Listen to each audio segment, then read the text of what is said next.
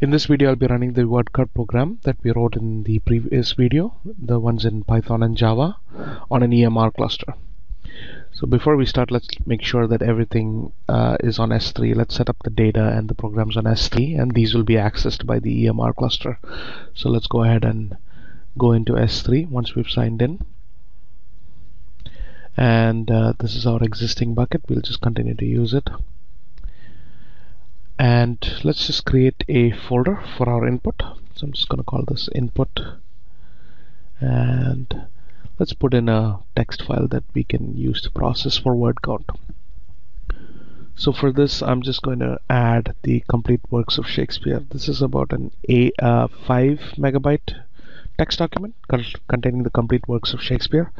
By no means is this sort of big data when it comes to Hadoop, but if you are trying to do something less trivial than word count and you want to do something more complex, then depending on what you're doing, sometimes it might be a big data set. But for us, this is just for us to test our program on. So let's just say Shakespeare.text, and let's make sure that it's uploaded on S3 and it's there for us to use in EMR once we set that up. Alright, now that that's in S3, let's also set up the folders in which we have our program. So let's create a separate folder, one for Python and one for Java. Let's upload the Python programs in here. So we have the word count mapper and reducer.py. Make sure that it's uploaded correctly into S3, and the Python programs are in. I'm also going to put in the Java jar file that we also created, so let's upload that as well. That we need to run the Java version of this streaming program, and that should also be stored on S3 right away. Okay, so now that we have our input programs and the input data set that we need to use on EMR, let's set up an Elastic MapReduce cluster to run the word count example. So this will be the intro screen. Let's just click on create cluster. Now if you'll notice, this is the cluster configuration screen. You should see something called the configure sample application button. If you'd like to try different versions of Elastic MapReduce, they also have a streaming word count example. However, since we wrote our own mappers and reducers, I'm going to test that out. So we'll start by giving our cluster a meaningful name. So let's just say word count example Python. I hope it lets me put brackets in the name. Termination protection will prevent accidental termination of the cluster in case of some event. Since we're just doing a quick example, and more importantly, we want to make sure that our cluster is killed as soon as this job is complete, I'm going to turn that to off. It's also going to ask you if you want to do logging, and I will recommend to always use logging, especially when you're using EMR for the first time. Logging is vital for you to understand what's happening with your cluster and your Hadoop jobs. So in case you run into some issue and you would like to debug it, you'll need to have the log folder enabled. So we can just enter the S3 location. Luckily, Amazon now allows you to select an S3 folder, so I'm just going to say S3 video demo, but I'm also going to give a folder for it. So let's just say log.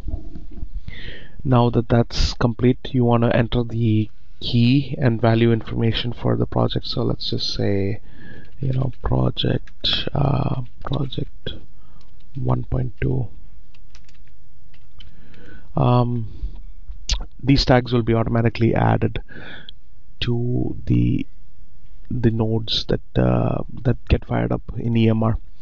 It's also going to ask you what version of Hadoop you want to use. We're just going to use the default Amazon latest version that's available. By default, they will install Pig and Hive, but you could just as well remove those to make sure that you don't waste too much time setting up this additional software that you're not going to use. You can also get HBase set up, and in fact we will use that in some of the later projects, but for now let's just keep that empty. Next, it's going to ask you for your hardware configuration. Now this is pretty important. You want to pay attention here. Hadoop is a cluster framework, as you might know. There will always be one master node and a bunch of core nodes. EMR also lets you specify task nodes. These are nodes that are not part of the HDFS file system. Since we're just doing a simple example, I'm going to stick with the regular instances that they have already provisioned. But when you do larger projects and you may need, for example, 10 instances or whatever, and sometimes you may need M1 large or M3 large, or something that's substantially more expensive, I would highly recommend that you use spot instances. Spot instances are perfect for EMR, since your analytics job typically won't take more than an hour to run if you configure it correctly and if you're doing the right thing. So requesting spot instance will let you considerably reduce the cost for running your Hadoop job. We can also specify an EC2 key pair to use. This will automatically be associated with every instance that's launched in your cluster. This is useful if you want to simply sign in to your machines. Now it's also important that the user that will be used on the cluster will be Hadoop. So make sure that you know that before you try to SSH into any of the machines. We're not going to set up any IAM roles, so everything's fine. Bootstrap actions are useful in EMR in case you want to run a script as soon as your instances are configured. If you need to install some additional software or anything like that, we don't need anything like that, since we're just going to run a plain Python program. Now finally, it's going to ask you to configure a step. Now this is the important part in EMR. So this is the actual work or the actual job that you want to submit to the cluster once it's ready. So let's go ahead and say that we're going to do a streaming program. Now it's important to note that even if you're using Python or Java, as long as you're using the streaming functionality in Hadoop, that is, your inputs and outputs are going to go through standard input, always choose the streaming program step in EMR. I know you might have created a jar file for Java, but we are still running it in the streaming mode, so make sure you select streaming program, and then all you need to do is click configure and add.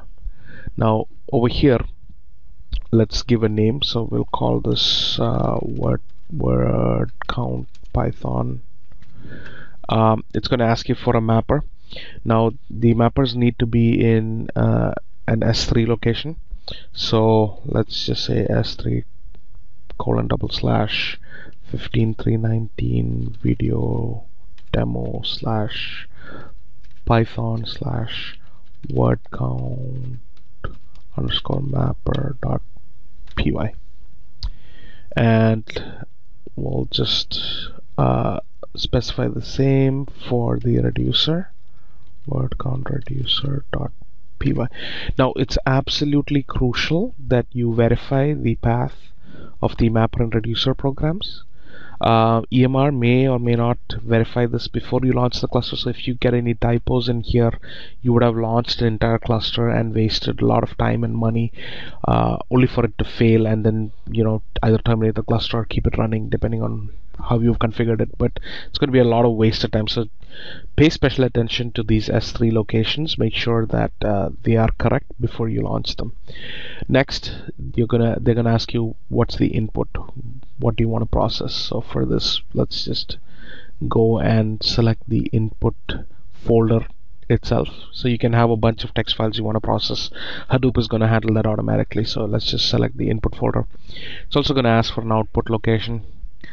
Let's just select this, but also say output. Now it's extremely important that you choose a output location that doesn't already exist. Now Hadoop's default behavior when it tries to launch a job and tries to write data into a folder that automatically exists, it will actually check for the folder if it exists or not. If it exists, it's just going to quit the job. It's not going to even proceed. So make sure that your output location does not even exist. Even the folder name shouldn't exist before you start the job. We don't have any special arguments to give, so we're just gonna continue. And if there is any failure, we're just gonna ask it to continue. So yeah, this is all you need to do for the configuration. Now we've written our own reducer for word count, but Streamng also allows you to use some default built-in reducers, and you can add that as an argument. You can just type in aggregate, and in fact if you configure the sample word count application, that's what's going to show up over here. But since we wrote our own reducers and we'd like to test them, we'll just put them in here. All right, let's add the step. Again, one more time, verify this before you click the big create cluster button. We also probably want to say auto terminate. This is very important, especially if you're just going to run a Hadoop job and just leave it, because your cluster, if it continues to run, especially if you have 10-20 nodes, and if they're all larges or any other instance type, it can get very expensive very fast.